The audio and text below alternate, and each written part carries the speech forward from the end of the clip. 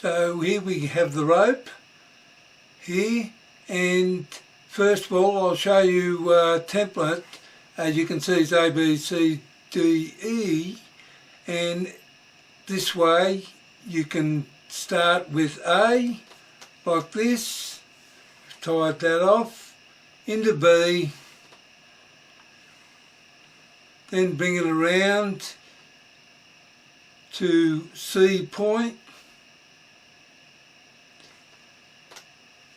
just put it through there,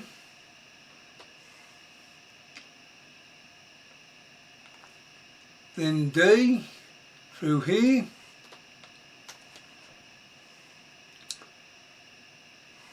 then finish off at E.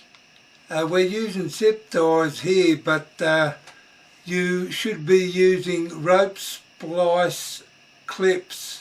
You can get them at Bunnings, so I left it under this video where you can get it. And anyway, tied them off bottom, and this is a finished product. I'll just give you a close-up what it should look like. And I suppose that's about it.